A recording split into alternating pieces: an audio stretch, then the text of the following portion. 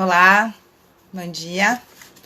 Hoje vamos continuar aqui nossas conversas sobre linguagem e escrita, este momento que passamos. Hoje a gente vai ter um convidado bem bacana, todos são, né? O André Ristum, oi Mari, que é um cineasta que tem uma carreira super bacana, aí conseguindo fazer seus longa-metragens, com prêmios, enfim, participando de... Ó, o André entrou aqui, de festivais e tudo mais. Então hoje vamos falar sobre o cinema afetivo do André Ristum.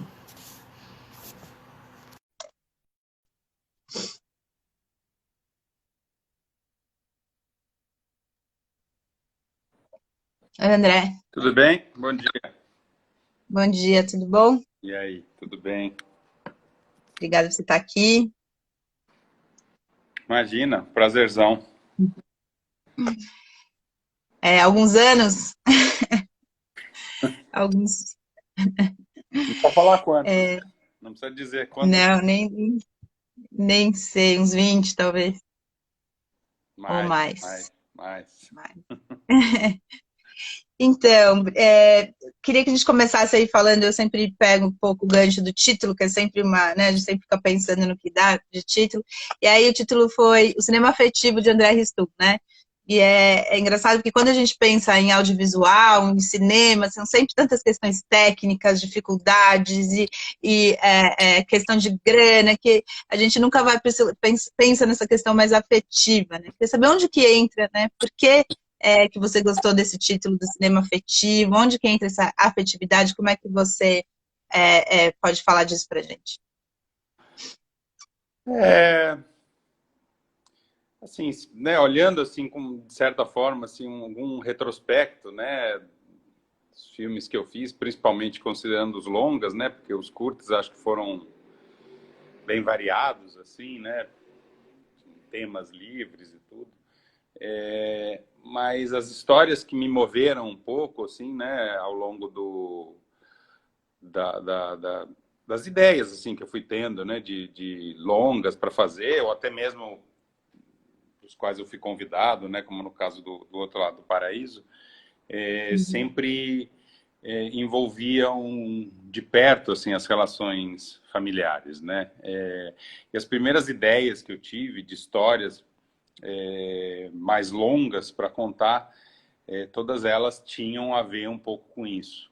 E aí isso eu acho que tem um pouco a ver mesmo com a forma, assim, eu gosto de contar histórias que mexem comigo, né, de certa maneira, assim, né, que me tocam, que me movem e um pouco, sei lá, um pouco influenciado ali pela minha formação também, né, com quem eu trabalhei, o cinema que eu assisti quando era novo, quando era criança e tal, a formação, né, o fato de ter vivido ali na Itália, então toda essa conexão ali com o cinema italiano, que tem ali uma componente forte, né, nas relações familiares, acho que isso um pouco afetou os temas, né, das coisas que eu gosto de falar e não que eu não goste de falar de outras coisas, não que eu não goste de fazer filmes, né? Sei lá, fiz um filme sobre Santos Dumont, mas aí, mesmo no caso do Santos Dumont, o tema, a gente andou ali nas questões pessoais internas ali, né, do Santos Dumont, né? Como que aquela construção, como aquela criação ali mexeu com ele do ponto de vista íntimo, né, e pessoal. Então, assim, essa visão um pouco, sei lá, através de um olhar meio psicanalítico ali, né, das relações das pessoas, né, como o Bertolucci dizia, né, que os filmes são escritos no divã do psicanalista. Eu acho que tem um pouco a ver, assim, também com a minha formação, tem um pouco a ver. O primeiro filme, né, que eu escrevi foi um filme sobre relação de pai com filho, né, muito influenciado ali por conta de eu ter perdido meu pai muito cedo. E acho que isso meio que se manteve aí ao longo. Hoje em dia eu tenho projetos de todo tipo, mas é curioso ver que de fato isso aí deixou meio que uma marca ali, uma né? marca. É. É, mas a gente falar disso, né, André? Porque parece que, enfim, o filme é disso, né? Então o filme fala sobre relações familiares ou sobre relações afetivas, mas sempre tem aí, digamos, como se isso fosse uma linha, né? E em volta você sempre coloca, digamos, a macroestrutura ali, né? O que está envolvendo aquela história. A cidade, a história, digamos assim, a macro-história, né? Queria que você falasse um pouco disso, né? Quando a gente vai fazer, digamos, a sinopse, bom, o filme é sobre isso, o filme é sobre isso, mas tem todo um outro ele está inserido no seu tempo histórico, né? Ele carrega, então, também tudo aquilo que a história pregressa. Queria que você falasse um pouco como essa questão disso que você está falando, né, sei lá, da afetividade, da família, você também coloca isso sempre dentro de um outro caldo, digamos, né, onde eles estão, então você fala da cidade, digamos assim, né, dessa polifonia num filme, ou a questão da história que impactou aquela família, né, que é resultado de uma história, digamos, com H maiúsculo, né, que está para além deles. Então você acaba sempre puxando um pouco uma história, né, ali daquela família, daquele, em quatro paredes, para falar de algo que está para além disso, né, de uma macroestrutura e tal. Queria saber um pouco como é que é pensar nisso e como é que você consegue colocar esse além aí dentro da história que você está contando, que não é uma questão fácil também, né? Assim, é tudo, qualquer coisa, né, que a gente pensar, né, qualquer história, por mais íntima e pessoal que ela seja, ela está sempre inserida dentro de algum contexto Uhum. físico, histórico, urbano ou não urbano, mas enfim, está sempre inserida dentro de algum contexto. E, na verdade, a nossa vida, a nossa formação, né, quem somos, é tudo uma influência de tudo que está ao redor, né? Uhum. Então, de certa maneira, assim, não encontram uma maneira de contar algo sem considerar o que está no entorno. Evidentemente que tem histórias que o que está no entorno acaba afetando mais profundamente o que está acontecendo ali dentro daquela história pessoal que a gente conta, né? Como no caso do Outro Lado do Paraíso ali, que, por exemplo, o sonho, né, do pai, ele é profundamente afetado pelo golpe militar e por tudo que acontece ali em 64, ou mesmo, sei lá, na Voz do Silêncio, de uma forma totalmente diferente, mas a Voz do Silêncio é curioso porque já me perguntaram, né, sobre quem são os protagonistas, quem é o protagonista, né, da Voz do Silêncio, né, é sobre o quê, né? A história, na verdade, como ela nasce a partir de uma observação das pessoas, né, da cidade, não tinha como desvincular todas essas questões pessoais, porque todas as ideias que surgiram, assim, que foram se compondo, se juntando para a escritura do roteiro da Voz do Silêncio, todas elas partem de uma observação de seres humanos dentro da cidade, então dentro de algum contexto urbano ali no caso, né? Porque São Paulo é de fato o protagonista desse filme, mas sempre tentando imaginar o que está por trás, né, daquilo ali e como que é o que seria a intimidade ali daquela pessoa. Então a partir dali tentar chegar nesse lugar, mas sempre partindo do ambiente ali aonde aquilo está inserido, né? Só para quem não, só vou, para quem não viu, A Voz do Silêncio digamos assim, podemos dizer que é uma história polifônica, com várias vozes que se encontram dentro de um centro urbano que é São Paulo, né? Rapidamente falando, poderíamos dizer assim, né? Isso. E ela é uma história, mas assim, que de fato é o que você estava dizendo, né? A costura ali é feita muito em cima de personagens, né? Então, assim, a gente parte ali de alguns personagens que a história ela nasce em cima dos personagens. Então, assim, surgiram alguns personagens, em algum momento eu decidi juntá-los todos numa mesma história, porque eu enxergava ali afinidades entre eles, temáticas. E aí a forma foi de inseri-los todos ali no mesmo bairro, na mesma cidade, vivendo ali aquele mesmo caos urbano e que afetava a vida de cada um de uma forma diferente, né? Mas de fato é curioso assim, né? Porque enfim, bom, você sabe, né? Eu cresci fora, comecei a trabalhar com cinema fora do Brasil. E aí, quando eu cheguei no Brasil, comecei a fazer coisas que foram me conectando aos poucos, né? Com o país, com a história, com as minhas raízes aqui. Mas o Meu País, por exemplo, que é o meu primeiro filme, conta a história de um cara que vem de fora, né? É a história de um cara que vem da Itália e chega aqui, vai tomar contato, que é um pouco mais ou menos a minha viagem, né? É uma coisa que ele vem aqui, toma contato, mas é um olhar de fora. Uhum. O Outro Lado do Paraíso tem uma componente ali que é muito brasileira, né? Aquela coisa de interior de Minas, depois a gente vai ali para Brasília, construção de Brasília e tal. Mas ainda assim eu tenho um olhar um pouco externo sobre isso, é uma observação externa, porque é uma coisa que de fato não tem nada a ver com a minha formação e tal, Vivência. com minha vivência, com nada. Era uma história muito pessoal ali do produtor, do autor do livro lá, que é o Luiz Fernando Imediato. E A Voz do Silêncio é o primeiro filme que a gente está mesmo dentro da minha experiência de vida no Brasil, né? E aí eu optei por contar histórias de pessoas que estavam ali no meu dia a dia, num bairro ali que eu morei por, sei lá, quase 10 anos. Então, talvez A Voz do Silêncio seja o meu filme mais brasileiro, né? Nesse sentido, mais conectado aqui com tudo que está ao meu redor. Porque, na verdade, é isso, assim, né?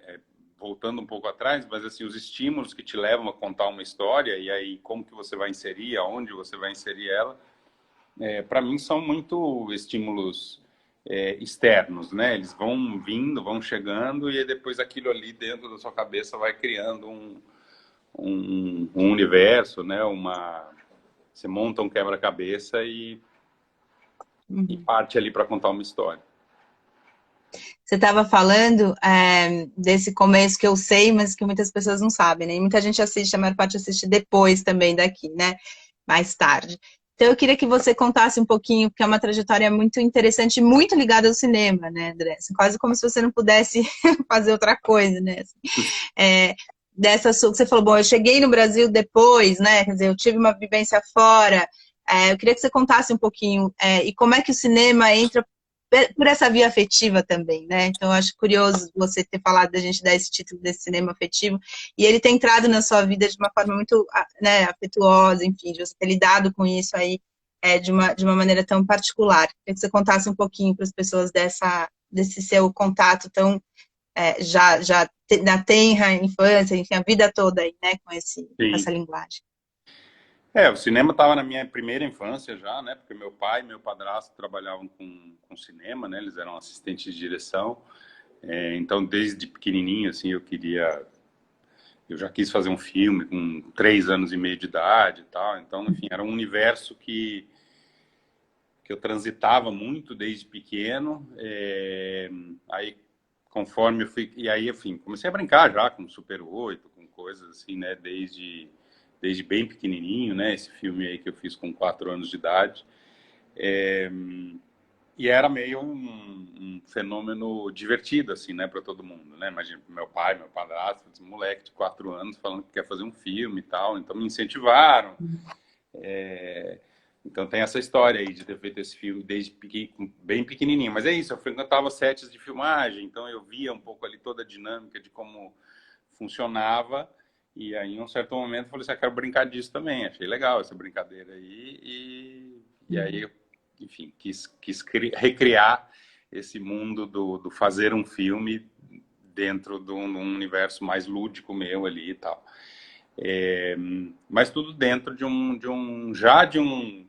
uma compreensão do que é um processo de fazer um filme, né? O Ivan, que meu padrasto, que esteve mais próximo ali na realização disso comigo, desde o princípio, assim, né? Ele falou assim, bom, beleza, então você quer fazer, então tem que escrever um roteiro, aí depois a gente tem que, né, dizer quais são as... Isso já criança? Ele já chegou, bom, você quer fazer um filme, então vamos fazer isso com você pequenininho? Ele falou, se você quer fazer um filme, ok, então você tem que escrever o roteiro. Aí eu falei, beleza, não sei escrever, então escreve aí. Você falou a história e ele escreveu. Aí eu ditei as cenas que eu queria filmar, né? Coisas bem enfim, do meu universo ali, né, de uma criança, naquele momento de 3 anos e pouco. E aí a gente, de fato, marcou a filmagem, rodou as cenas e tal, eu rodava a câmera, quando não rodava eu estava atuando no filme e tal. Várias coisas simples, como, sei lá, um brinquedo meu, minha irmã brincando, ou coisas assim mais... E aí coisas que tinham uma criação um pouquinho maior. Então, assim, recriação de quadros do Magritte, que eu gostava muito, ou encenações, tipo uma festa com um monte de criança ali brincando na sala da minha casa e tal. E a gente rodou essas cenas todas, isso virou uma história bem curiosa na época em Roma, né? Ainda mais porque meu pai trabalhava como assistente, era amigo, né? Trabalhava com Glauber, na época estava fazendo o Claro, do Glauber. Glauber Rocha. Glauber Rocha, era amigo do Bertolucci, do Antonioni, enfim, tinha ali, trabalhava com todas essas figuras. Então o assunto circulou muito ali, né? Dentro do universo do cinema na época. Eu gosto quando você fala, meu pai era assim, trabalhou com Glauber, Antonioni, o Bertolucci. Não, eram Os caras. as pessoas. E aí, dentro disso, o filme até tinha um festival ali de Super 8, e o diretor do festival ficou sabendo desse filme e falou, bom, vamos trazer o filme do jovem aqui do festival, né? Dos cineastas jovens. E aí, aí a gente montou, aí também foi esse um processo, assim, né? O Ivan me ensinou a montar, tinha uma moviolinha ali de Super 8 em casa, a gente montou, eu emendei. Então, assim, desde a mais jovem idade ali, eu já estava lidando ali com todo o processo técnico, né? Então, emendamos o filme, depois eu fiz a trilha, eu que fiz, eu que toquei, eu que escolhi as músicas, e a gente exibiu. Isso com 4 anos, André? Isso tudo com 4 Na anos? verdade, foi lançado, a primeira sessão do filme foi no dia do meu aniversário de 4 anos. Então, ele foi realizado ali, sei lá, dos 3,5 até os 4, mais ou menos. E aí a sessão foi seguramente a estreia mais glamurosa que eu já tive na vida, porque talvez terei, né? Porque com Bertolucci, Antonioni, Glauber, Rocha na plateia, acho que nunca mais eu vou repetir um trio desse nível na minha carreira. Mas isso, enfim, isso foi uma brincadeira, mas é isso, tenho contato desde... Não, o André, só que é engraçado porque, enfim, né, eu tenho filho e tal, você podia estar afim de fazer, divertido, mas no meio você podia ter cansado, né? Ah, não, tem que ficar pondo filme, ah, não, tem que, né? Você você fez tudo, e a criança, às vezes, fala, ah, não, cansei. Você tinha o interesse aí pelo processo já tão pequenininho, né? Claro, você podia não ter feito isso depois, mas é interessante de ver, né? Porque a criança, às vezes, começa, mas não quer terminar, né? Você ficou interessado, de fato, pelo processo, né? Sim, Isso sim. Era uma Ó, coisa... o Douglas, que tipo chamava, né? Só para pôr aqui, a Mari tá falando do Pequeno Gênio, e o Douglas Simon tá dizendo, curta Nelos é essa boa mistura de cinema Itália-Brasil. Eu, como ator, adoro ele, demais. A Mafalda tá falando uau, e o Rica disse aqui, nossa, caramba, né? Que não, história e tal. essa coisa do pequeno gênio é uma coisa que o Ivan sempre falava, gente, o André é um menino normal, assim, ele né, vamos tirar ele desse lugar, pelo amor de Deus, o menino crescer com esse negócio. Mas era uma coisa assim, de uma curiosidade mesmo. O André é um menino curioso, né, que viu, que gosta de brincar e que não sei o quê, que se interessou por aquela brincadeira. E por conta dessa curiosidade dele, né, de ser um menino muito... sei lá, esperto e curioso e tal, e com uma conexão com as artes desde muito cedo, né? Porque minha mãe dançava balé clássico, meu pai e meu padrasto com essa ligação com o cinema, então é uma coisa que eu estava ali no meio o tempo todo, né? Eu vivia na sala de balé ali da minha mãe, vendo as aulas e tal, então é uma coisa que de fato eu tenho uma conexão que acho que despertou, meio que desenvolveu isso de uma forma rápida ali. E aí, com 4 anos, eu já estava ali querendo fazer, brincar De brincar. de fazer um filme. Brincar disso. Meus pais né? Em vez de falar, assim, sei lá, meu pai é médico, eu quero brincar de médico, né? O meu pai é advogado, eu quero brincar de advogado. Meu pai faz filme, eu quero brincar de fazer filme, né? Então, assim, uma repetição ali de um padrão É. dos pais, né? E às Mas vezes a gente vai leva isso à frente, né? Meu pai é jornalista, eu sou jornalista, a gente às vezes leva à frente, né? O Rica tá falando criado no caldo, né? Que maravilha, é bem nesse caldo. Mas aí para passar disso para frente, né? Tem poderia não ter seguido nisso, né? Como é que foi, como é que dessa, digamos, brincadeira você levou isso como algo profissional, né? Você ficou ali observando, o que disso pegou em você? Era o contar a história, que você gosta bastante? Era ver a realização, chegar lá depois e ver feito? O que você acha que ficou de fascinação por esse universo que te levou a seguir isso como carreira, né? eu, na verdade, assim, ali naquele primeiro momento ali, não sei dizer, porque eu não lembro muito bem, obviamente, né? Porque eu tinha 4 anos de idade. Depois, assim, eu lembro que eu quis fazer um outro filme, mas era cheio de efeito especial e tal, então meio que me cortaram ali os produtores, né? Minha mãe falou assim, acabou essa brincadeira aqui, não dá gente voando e tal, não tem como fazer esse filme. E aí acabou por ali essa brincadeira. Aí depois, enfim, eu cresci, como qualquer criança. E aí, quando eu comecei a pensar no que fazer, o que eu queria fazer e tal, eu não quis fazer cinema, assim, como primeira escolha. Eu vi ali que aquele universo ali, o mundo ali dos meus pais, era um mundo, claro que, assim, extremamente sedutor, criativo, sob esse ponto de vista, mas muito instável, né, do ponto de vista financeiro, do ponto de vista... Então, assim, tinha momentos que tinha trabalho, momentos que não tinha trabalho. Então, assim, dentro disso eu falei, não, vou trabalhar com outra coisa, vou fazer administração de empresas, quero um trabalho certinho. Trabalho, né? Trabalho, Trabalho, afinal de contas. não, essa coisa de ficar amando, Coisa de artista que não trabalha, não faz nada. artista que não trabalha. E aí fui atrás disso, assim, fui atrás de estudar isso, comecei a estudar administração de empresas e tal.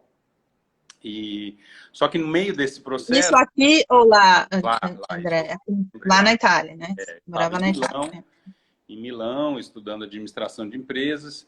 E só que lá, assim, eu conheci uns amigos do Ivan, né, do meu padrasto, que eram produtores de cinema. Ivan Isola, né? Ivan Isola, que vivia em Milão. E aí eles me chamaram para ser estagiário na produtora deles. Não fugiu disso. E Você aí, foi fazer administração, mas foi fazer estágio na produtora de cinema, é isso? Isso, eu não conhecia ninguém em Milão, né? Porque eu cresci em Roma, então o Ivan me fez essa ponte, né? Me apresentou esses amigos dele e eles me chamaram para ser estagiário lá na produtora deles. E aí eu fui. Aí, assim, no primeiro ano eu já fui estagiário ali em 2 filmes que eles fizeram ali para televisão ali italiana. Aí eles me levaram para Cannes, eles foram para o mercado de Cannes, então me levaram para trabalhar com eles ali no mercado e tal. Aí eu falei, nossa, isso aqui tá muito mais... foi de novo, né? Que nem lá no meu primeiro filme, eu falei, nossa, quero brincar disso. Isso aqui é muito mais legal do que estudar administração de empresa. E aí meio que acabei me afastando, né? Acabei não me formando, né, em administração de empresas. Segui mais um pouco ali nos estudos. Mas aí surgiu uma oportunidade de trabalhar com Bertolucci, que eu conhecia desde criança, que meu pai tinha sido assistente dele no La Luna. E aí eu procurei ele e tal, e acabou dando certo, né? Eu fui um dos assistentes no Beleza Roubada. E aí a parte... Você soube que ele precisava de um assistente e foi lá e pediu para trabalhar com ele, é isso? Não, na verdade, assim, a história é um pouquinho mais complexa, assim, mas assim, quando eu comecei a trabalhar ali em Milão e tal,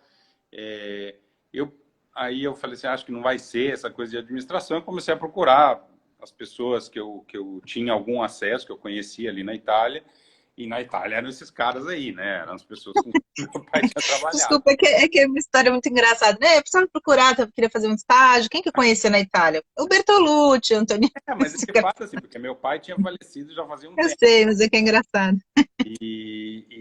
Então, assim, o que tinha sobrado, assim, né, das amizades, assim, do meu pai eram essas. Então, eu fui procurar. Então, assim, eu tinha trabalhado alguns anos ali em Milão, né, com esses produtores e tal, já tinha feito vários filmes. E aí eu fui procurar o Bertolucci, ele estava indo fazer O Céu que Nos Protege. E aí ele falou assim, olha, então, a gente já fechou a equipe, a gente já está indo viajar, vamos rodar tudo no Marrocos, enfim, é uma complicação, equipe e tal, tal. Acabou não dando certo, mas ele falou, mas vamos manter o contato e tal, que segue aí na sua jornada. E aí, quando eu fiquei sabendo que ele ia fazer o Beleza Roubada, de novo, liguei para ele, né? Falei, e tal. Aí ele falou, olha, é equipe pequena e tal, mas de repente vem para o set, vem visitar e tal. Aí eu fui, nessa época até estava aqui no Brasil, aí eu fui correndo para lá, né? Estava fazendo GV, ainda estava nesse processo de entre administração e cinema. E aí eu fui visitar o set dele. E aí aquelas sortes da vida, assim, né? Porque também a equipe era pequena, também já estava fechada, também não ia rolar. Mas aí a primeira assistente de direção, que chama Serena Canevari, era uma baita assistente de direção, né? Que tinha feito tudo que você puder imaginar, de Leone, Sérgio Leone, Zeffirelli, Bertolucci, tudo que você puder imaginar da Itália. Ela me viu ali no set, meio interessado ali, né? Xeretando as coisas e tal. Uma hora eu falei assim, tá, tô aí? Falei, tô aqui vendo. Ela falou, então, você quer me ajudar aqui? Falei, claro. Falei, então toma esse rádio ali, vai ali fechar essa rua, e não sei o quê. E me colocou para trabalhar ali. E aí eu fiquei, assim, essa semana que eu fui visitar, eu fiquei trabalhando no set ali com ela. E aí no final da semana ela veio me perguntar, falou, olha, eu tô com um assistente que está indo embora, um dos meus assistentes está indo embora, você toparia ficar? Vi que você é esperto e tal, gostei de você, tal, você toparia ficar mais até o final da filmagem? Aí faltavam 10 semanas para acabar a filmagem, eu estava bem no começo. Uau. E aí eu falei, claro, tô aqui, vim do Brasil para isso, né? Então, assim, aí eu fui lá, falei pro Bertolucci, falou, rolou, a Serena me chamou, né, pediu para fazer o filme inteiro. Ele falou, que bom, que ótimo e tal. E aí acabei fazendo o filme inteiro. Eu sou um dos terceiros ali do filme, com a sorte, por conta dessa proximidade ali com o Bertolucci, porque assim, na verdade, assim, nem tinha uma excessiva proximidade, não é que eu era, né, não é que era um tio que eu conhecia muito, assim, mas era alguém com quem eu tinha uma certa familiaridade, eu chamava ele pelo nome, porque é isso, eu conheço desde bebê. Então, não tinha uma coisa reverencial, né, por ser quem era, né, ainda mais que recentemente ali, não fazia muito tempo, ele tinha ganho 9, 11 Oscars, sei lá o quanto lá com O Último Imperador. Mas tinha uma coisa meio assim, meio família, assim, né? Então isso a Serena me colocou no set, falou assim, fica aqui colado no Bernardo aqui, e aí foi ótimo, porque eu de fato tive essa experiência. Muitas vezes você não consegue ficar muito no set, né? Tem muitas funções ali ao redor da produção. E eu tive essa sorte, que a Serena me disse, fica colada nele, que eu estou resolvendo aqui um monte de coisa e tal, qualquer coisa que ele pedir, você me passa no rádio e tal. E aí nessa proximidade ali, ele foi me falando um monte de coisa. Então, para mim, foi um baita curso particular ali de realização, de direção de cinema. E aí, a partir dali, eu falei, bom, é isso mesmo, né? Aí eu nunca mais fui para a faculdade de administração e segui. E acho que foi mais ou menos nessa época aí que a gente se conheceu, porque depois eu fui fazer um filme ali em Roma com Stallone, e aí estamos falando aí de 95, 96, né? Que eu estava no jornal, eu fui ver o Beleza Roubada, que é quando você estava aqui com você. Isso. André, a gente está aqui, tô brincando e tal, porque, claro, é uma história incrível, né, com os grandes mestres aí do cinema e tal, mas, de qualquer forma, né, uma proximidade, como você está falando, não garante nada, né, garante a proximidade só. É um trabalho árduo, né, quer dizer, o assistente, ele tem muita coisa para fazer, tem que estar disponível, como você falou, né, como ela falou, você é esperto, você vai lá fechar a rua, imagina, pega um rádio e vai lá fechar a rua, você nunca tinha feito, você tem que... Eu queria que você falasse um pouquinho, porque parece, né? Tá, ele é filho e a conhece, tal. Não é exatamente isso, né? Tem todo um trabalho aí, tem que estar ali, tem que fazer as coisas que são pedidas, né? Tem que ter esse conhecimento. Eu queria que você falasse um pouco de como é esse início no universo do cinema. essa questão de ser assistente, de começar, né, digamos assim, né, de baixo, fazer as coisas para poder pegar essa experiência e aí, então, fazer os seus próprios filmes, né? Porque também, às vezes, parece que é ter uma ideia, pegar a câmera, sair fazendo. E a questão de você ter estudado um pouco administração também tem todo um lado aí, né, enfim, de administrativo, de pensar, né, que o diretor também tem que ter, né, não só o artístico, mas tudo isso que está por trás, dirigir uma equipe gigante, tem questão de grana, ainda mais falando de cinema no Brasil.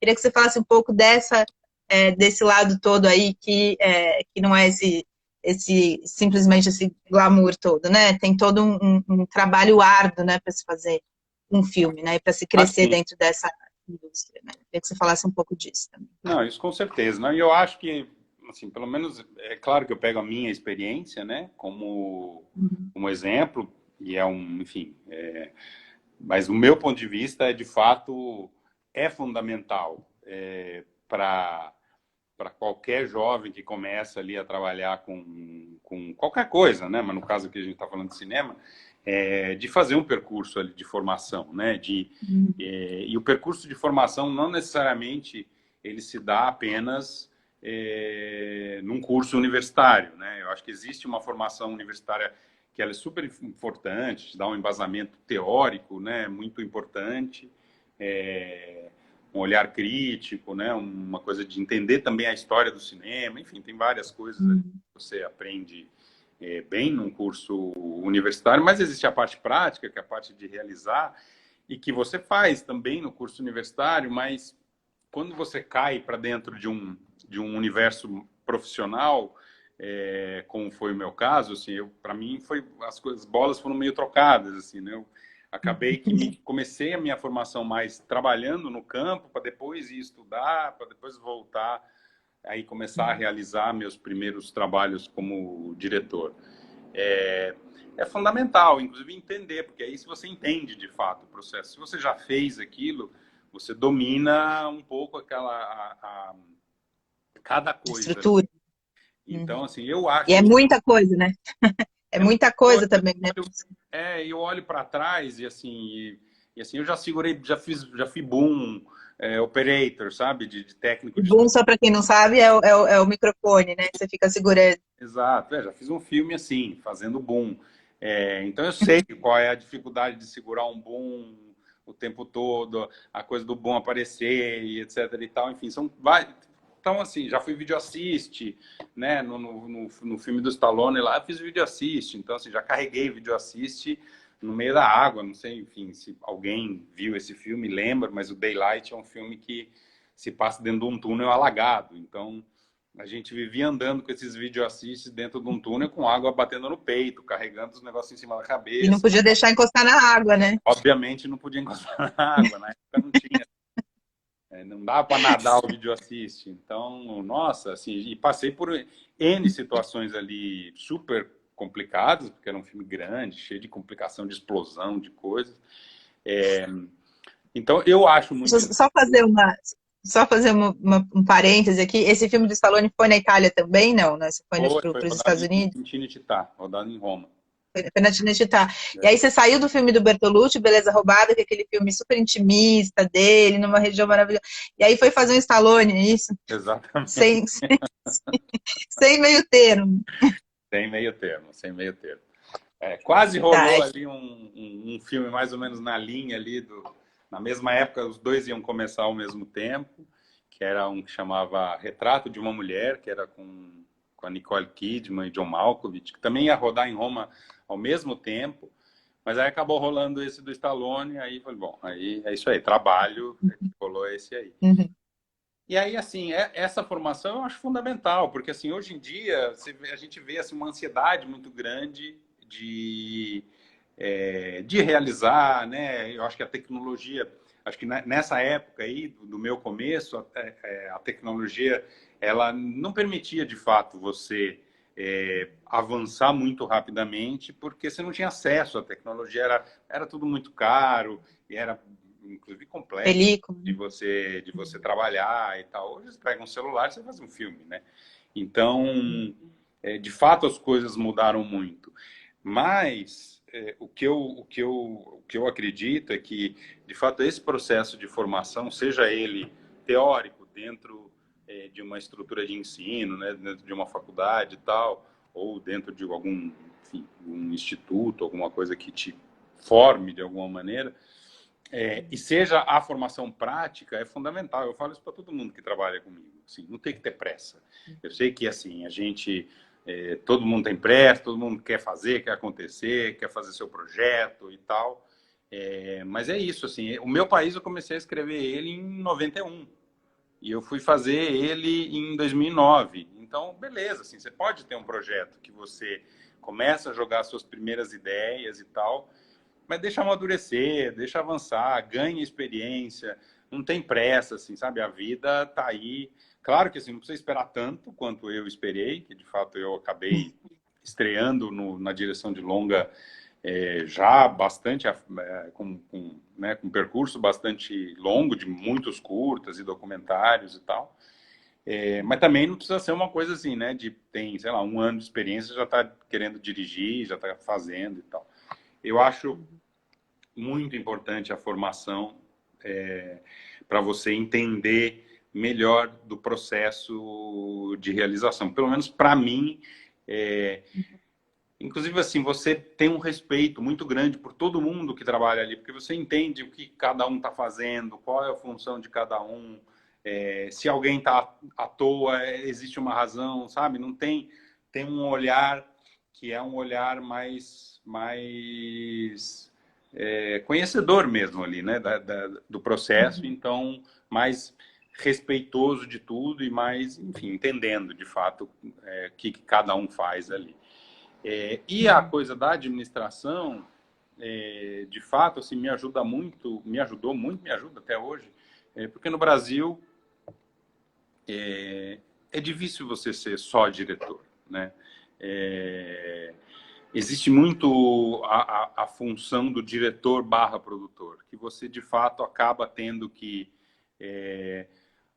ir atrás do financiamento dos seus projetos inicialmente, tentar colocar em pé e tal. Então, é isso. Então, você tem que dominar de parte burocrática, tem que entender de certidões negativas que você tem que ter da sua empresa, você tem que entender de planilha, fazer orçamento, você tem que entender de milhares de coisas se você quer ser um diretor-produtor, né?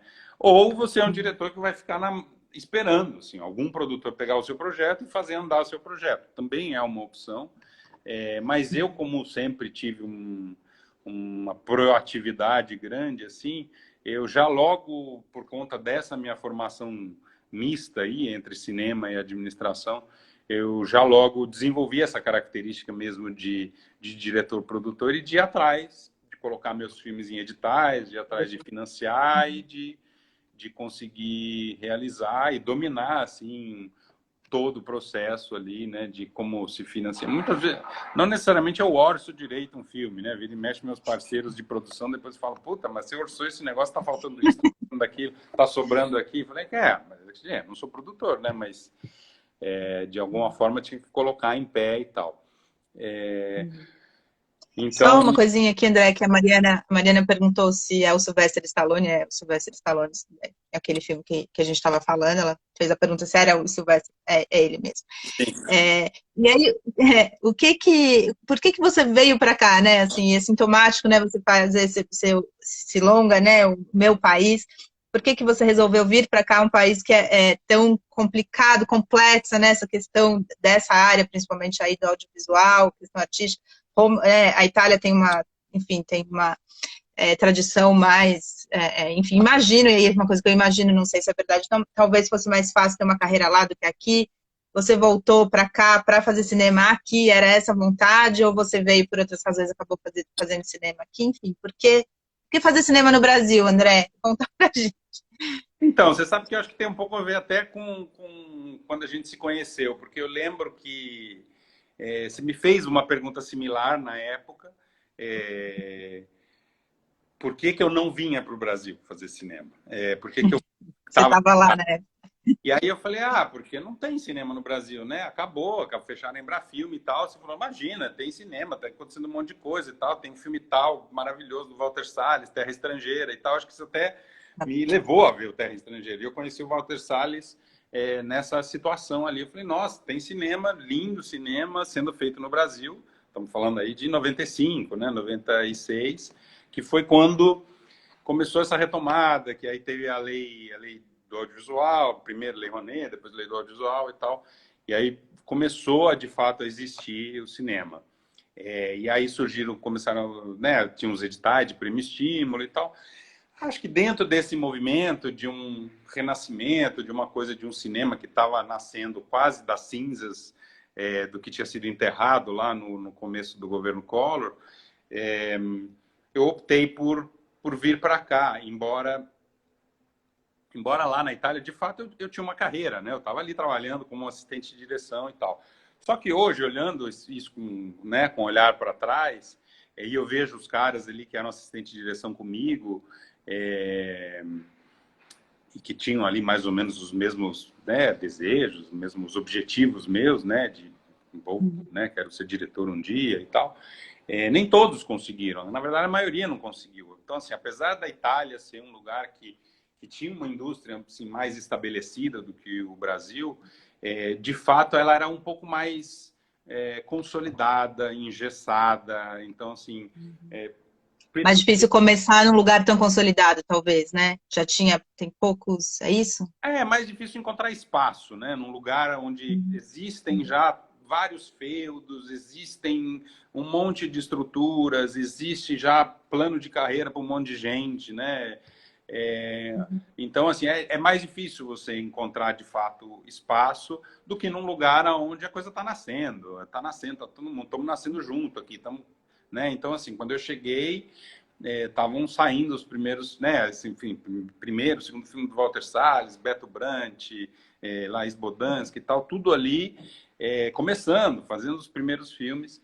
De fato, foi um momento muito bom para mim, porque eu pude vir e já comecei a fazer curta. Então, assim, enfim, ganhei um prêmio estímulo com o primeiro roteiro de curta. E aí, assim, claro que assim, isso existe do ponto de vista da análise, né, do olhar profissional, né? Então, assim, ir para um lugar, sair de um lugar onde eu tinha uma carreira como assistente de direção, que estava, né, evoluindo, não sei para onde isso teria ido, se eu teria, de fato, conseguido acessar e furar um pouco esse bloqueio aí e começar a dirigir minhas coisas, ou se eu teria ficado trabalhando como assistente de direção o resto da vida também, pode ser. Tem amigos que Porque são... tem uma carreira, né, André? Desculpa te interromper. Tem uma carreira de assistente de direção, né? Tem assistente de Total. direção, como você falou, né? Dessa Serena. Ela é uma grande assistente de direção. Pode passar a vida inteira. E é uma profissão, é super importante, né? Super digna, enfim. Não é necessariamente você sai de assistente para diretor, né? Não, e assistente, inclusive, eu acho, a nomenclatura acho equivocada aqui no Brasil. Assistente de direção. Eu acho que teria que ser mais diretor-assistente, porque a função do assistente de direção, ela é fundamental dentro é como pensar um general num exército, num campo de batalha. Então, qual a importância do general? Toda. É quem diz como vai andar aquela guerra ali. Então, é uma figura super importante. Eu, de fato, tenho amigos que são super assistentes de direção na Itália e que ficaram, e são até hoje e tal. Mas que eu digo assim, você pode optar por não querer ser diretor. Agora, se o cara tem esse desejo e não consegue por conta de uma estrutura muito engessada, daí é outra coisa, né? Mas, assim, aí fora isso tem a coisa pessoal, né? Porque eu vim para o Brasil numa dessas férias aí, me apaixonei por uma menina, comecei a namorar e não sei o quê, e falei, vou ficar no Brasil. Então, existe, claro, toda essa análise profissional que eu te falei, do entender e tal, mas, assim, o fato é que aqui existia um terreno fértil, que permitia, de fato, né, jogar essas sementes e a coisa brotar e a coisa crescer. Mas também teve as questões pessoais, né, que me fizeram ficar aqui. E é isso. Aí eu fiquei. Aí quando eu vi, eu estava desenvolvendo aqui a carreira. Aí já tinha feito um curta, aí depois já fiz outro. E aí nesse período, eu fui trabalhar na TV Cultura e tal. Fiquei alguns anos trabalhando na TV Cultura. E aí quando eu vi, eu estava estabelecido aqui. E aí, assim, o cinema é, de fato, conhecer as pessoas é muito importante, né? Porque de fato se dá através do conhecer as pessoas, as relações são super importantes para você ir galgando ali, conquistando e colocando um tijolinho de cada vez para evoluir ali dentro dos seus objetivos. Eu queria falar disso um pouco, André, porque parece, às vezes, as pessoas falam muito isso, né? QI, quem indica, conhece, mas tem, acho que é o Antônio Cândido, se não me engano, é o Sérgio Buarque, que falam da questão das redes de sociabilidade, né? Que se dão por meio também do trabalho, né? Quer dizer, quanto mais você trabalha, mais você conhece pessoas, né? Enfim, tem redes de sociabilidade que se dão também por meio do universo que você frequenta quando você vai construindo a sua carreira, né? Por mais que você conheça a gente porque seu pai, por não sei o quê, isso não vai garantir que você consiga trabalhar com eles, né? E ter uma carreira consolidada, né? Então, acho que tem essa questão também de Total. que um trabalho leva a outro, que aquela pessoa, né? E aí é o seu trabalho que vai também tecendo essas redes de sociabilidade, né? Apesar de você estar dentro de uma família que veio desse universo, né? E Sim, aí, então, acho que é disso que você está falando, né? a minha família era dentro desse universo, mas era dentro desse universo na Itália, né? Aqui no Brasil eu não tinha praticamente nenhuma relação, nenhum vínculo, porque, como eu te disse, assim, o cinema que estava brotando aqui era um cinema novo, assim, né? Meu pai, Outro cinema novo, né? não um Um, cinema novo, um novo cinema. mas no caso do meu pai, ele tinha falecido fazia tempo, né? Então, assim, não existiam mais essas construções. Meu pai trabalhou muito pouco com cinema no Brasil, de fato. Então, e aí o Ivan, sim, já morava aqui no Brasil e tal, então conhecia algumas pessoas. Mas É o eu, de seu fato, padrasto. eu fui construir minha relação profissional mais sólida até hoje, que é com os irmãos Gulani, se deu através do trabalho, exatamente desse caminho aí que você estava dizendo. Assim, nessa época eu trabalhava na TV Cultura, eu fui fazer, pela TV Cultura, fui fazer um making off do filme do Castelo rá tim que eles estavam como diretores de produção, né, na época. Um filme que foi produzido, a TV Cultura era coprodutora, né, porque era uma espécie de spin-off ali do programa Castelo rá tim da TV Cultura, mas era produzido pelo Alain e pela Van Fresno, era uma produção independente lá, com direção do Karl Hamburger, e aí eu fui fazer esse making-off e conheci ali o Caio e o Fabiano. Aí, enfim, aí a partir dali começou uma troca, assim, uma troca de amizade e tal. E aí eu fui trabalhar com eles anos depois. Quando eu saí da TV Cultura, eu fui trabalhar na Gulani. Eles estavam começando a fazer o primeiro filme deles como produtores proponentes sozinhos, né? Eles tinham feito já O Bicho de Sete Cabeças, eles tinham feito alguns outros filmes ali em parceria com outros produtores. Mas eles estavam ali preparando a realização do Nina, que é o primeiro longa do Heitor Dália. E aí, nesse momento, eu fui trabalhar com eles. Aquele que é com a Miriam Muniz, né? Aquele que é, E, sim, no Miriam, apartamento, escuro. Miriam Muniz e Guta Stresser, que é um pouco inspirado ali no Dostoiévski, né? No Crime e Castigo. E aí, nesse momento, assim, a Gulani estava nascendo ali, né? Estava se estruturando, era uma salinha, era uma coisa super pequena e tal. Eu fui meio que trabalhar ali como finalizador. Eu tinha uma experiência, porque eu tinha finalizado todos os meus curtas, né? Aí voltamos para aquela conversa do colocar a mão em tudo, né? Fazer parte de tudo dentro do processo de realização de um filme, que eu tinha feito isso nos meus curtas também. E aí eu peguei essa oportunidade, fui trabalhar com eles, aí a partir dali, também por conta dessa minha experiência internacional, o Fabiano me chamou para começar a trabalhar, explorar o mercado internacional junto com ele, então comecei a cuidar do departamento internacional e de finalização lá na Gulani, mas tudo foi isso, através do trabalho mesmo, de fato. Mas é isso, é a rede de relacionamento. Conheci eles por conta de um trabalho, anos depois eu fui trabalhar com eles, e é uma relação que se perpetua, que está aí até hoje. Eles produziram, né, O Meu País, meu primeiro filme, e agora a gente está com alguns projetos juntos que a gente está financiando e tal. Enfim, tem uma relação aí de, sei lá, de muitos anos aí de trabalho junto. Mas é isso que se dá através mesmo dessa rede de relacionamento profissional que você vai fazendo ao longo da sua vida profissional. Uhum. Muito bacana. E aí, assim, como é que é disso tudo, né? Você falou, né? Enfim, vem do departamento internacional, finalização, desde segurar lá o boom, segurar a câmera, ter todo, né? Fazer toda essa, digamos assim, vivência aí nesse universo tão grande que é o universo de um longa-metragem, para, digamos assim, resumir tudo isso no seu primeiro longa-metragem. E aí você falou, né? Comecei a pensar nesse filme em 91, fui fazer em 2009, né? Que você falou, você acabou filmando. Como é que é esse processo? Claro, resumidamente, que a gente tem 9 minutos, em alguns minutinhos, assim, como é que é isso, né? Como é que isso vai se formando? Como é que se forma um filme dentro da cabeça de um diretor? Assim, tem muita curiosidade, né? A gente que faz teatro, as coisas são bem menores, assim. Como é que vai se formando? Você vai pensando, vai vindo a ideia primeiro da história, daí você pensa onde isso vai se dar? Como é que é esse processo de criação dentro de você e depois como é que isso vai para fora? Assim? Como é que é esse processo? Acho que tem inúmeras formas, assim, né? O meu país, ele nasce de uma forma bem... Ele nasce assim, como uma história... Falar, eu quero contar uma história de um cara que volta para o seu país e nessa época eu morava na Itália, né? Então, imagina, a primeira versão que eu escrevi dessa história era a história de um cara que voltava dos Estados Unidos para a Itália. Então, assim, era uma outra história. Não tinha a ver com o Brasil, não tinha a ver com essas raízes, que era, na verdade, o que eu estava tentando construir ali, mas nem sabia. Então, tem uma coisa muito interessante nessa coisa da criação, que aí tem muito a ver também com o processo psicanalítico, né? Uma coisa de entender depois isso. Muitas vezes meus filmes eu entendo de onde vem depois de ter feito eles, né?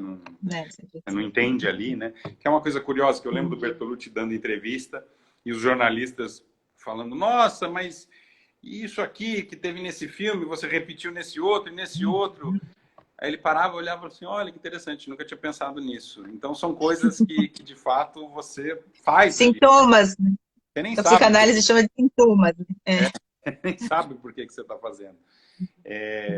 Então, assim, eu acho que um dos caminhos é esse, né? É um desejo de contar uma história de algo que mexe com você. Ali, no caso, a gente estava falando da minha relação com meu pai, o fato de ter perdido um pai muito jovem, e o que representava isso, e essas raízes, e o fato de ter crescido num país que não era o país do meu pai. Enfim, acho que todas essas coisas são elementos, olhando depois, né? Que fizeram surgir essa ideia do meu país. Mas, sei lá, O Outro Lado do Paraíso é um livro. Então, é um livro que chegou a mim e disseram, quer dirigir um filme baseado nesse livro? Então, é um outro caminho possível. A Voz do Silêncio, sei lá, tem uma relação aí mais ou menos com o meu país, porque é uma coisa que mexe comigo, mas assim, são pessoas que eu fui observando ao meu redor. Então, elementos da minha vida, do meu dia a dia, muitas vezes até nem coisas tão profundamente conectadas comigo, coisas mais próximas, coisas não tanto, mas que me faziam parar, observar. Eu acho que assim, o realizador ele é muito um observador da vida, assim, né? Então, é uma coisa de você olhar, tentar entender aquele ser humano e tentar entender o que é interessante daquilo para você retratar e tal. Então, A Voz do Silêncio é isso. A Voz do Silêncio nasce com um personagem. Era um vizinho que eu tinha no prédio, que eu ficava olhando, imaginando a vida dele. Quem que será que esse cara? Né? Eu encontrava com ele, era um velhinho, eu encontrava com ele no elevador. E às vezes ele estava ali tomando sol na entrada do prédio. E aí depois o porteiro me falou que ele não tinha família, que recebia um filho e vinha ver uma vez por ano. E aí, enfim, aí é isso. Aí nasce esse personagem, aí depois surge um outro, aí um outro. Aí eu falei, olha, essas histórias têm a ver e tal. E aí, por exemplo, eu era muito fã do Shortcuts, do Magnolia. Eu falei, eu tinha vontade de fazer um filme de histórias que se cruzassem e tal. E aí, juntando essas peças todas, eu falei, nossa, acho que a Voz do Silêncio... Enfim, nem tinha a Voz do Silêncio, nem existia esse nome. Mas eu falei, nossa, eu posso cruzar essas histórias todas, tentar construir algo nessa linha do Magnolia, do Shortcuts e tal. E aí foi aí que foi surgindo, aí surgiram outros personagens e tal. Então, assim, acho que tem inúmeros caminhos. Ou, sei lá, agora a série que eu rodei no ano passado, que ainda está finalizando, que eu vou lançar no ano que vem, que é baseada na história do Hospício Colônia de Barbacena, que é uma história real, que é Terrível. digamos assim, quase como se fosse uma notícia, né? Quase como se fosse uma notícia.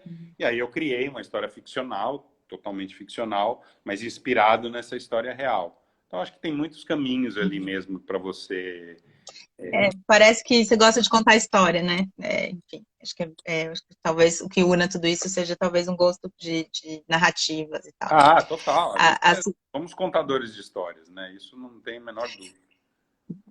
a Cida está dizendo muito legal essa reflexão do processo de onde se vêm os filmes. A Laiva Nova mandou um abraço para você lá do Paraguai, disse que está nos vendo do Paraguai. Bom, muita história, né? Gostaria de saber mais coisas aí dos filmes, mas temos 4 minutos, André. Nesses 4 minutinhos aí, eu queria que você falasse para as pessoas como elas podem encontrar os seus filmes e queria que você desse alguma indicação aí de coisas para ler, para ver, enfim, para chegar perto aí desse universo narrativo do cinema. A Érica, conta um pouco do seu processo de direção de atores. Não vai dar tempo, Érica, infelizmente, mas se quiser falar algo sobre isso em uma pílula, tudo bem. Bom, meus filmes, não sei exatamente aonde, mas assim, nessas plataformas aí se encontram para alugar. Eu sei que o Outro Lado do Paraíso e A Voz do Silêncio têm sido exibidos no Canal Brasil, então imagino eu que Canal Brasil Play, mas enfim, todas as plataformas aí, iTunes, Google Play e tal, devem encontrar ali para conseguir assistir.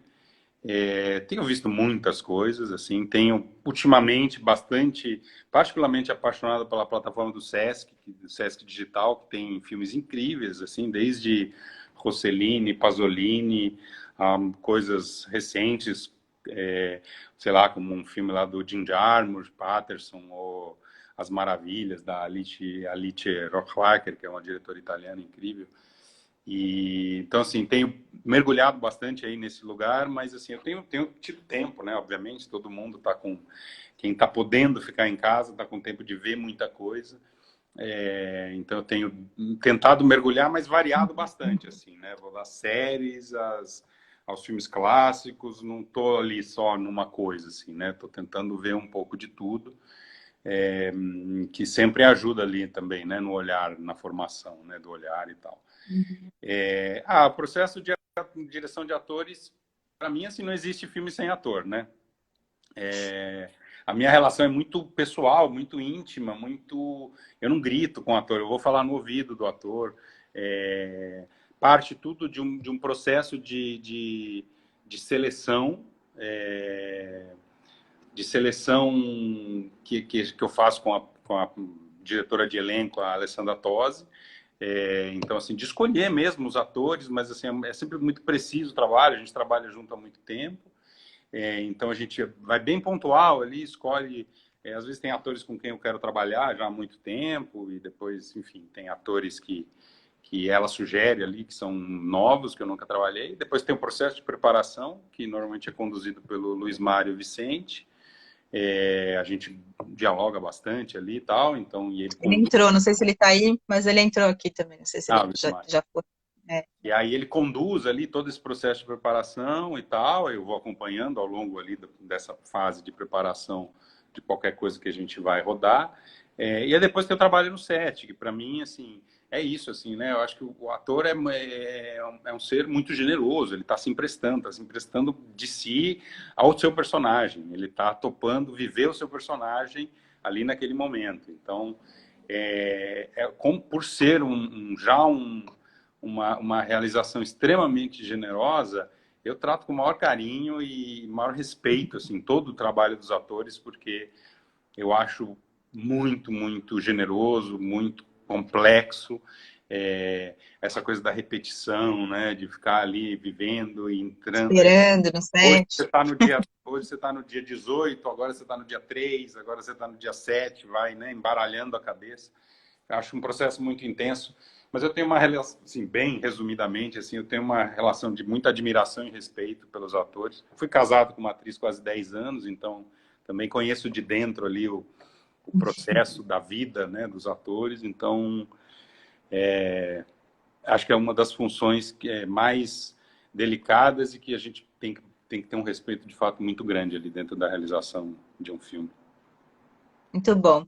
Obrigada, André. Muito bom te ver depois de todo esse tempo, conversar, muitas questões, mas foi muito bom. Obrigada, viu? Obrigada a todo mundo que veio. Adorei. Obrigadão pelo convite. Obrigada a você. Tchau, gente. Amanhã eu tô aqui às 11 da manhã para continuar as conversas. Tchau.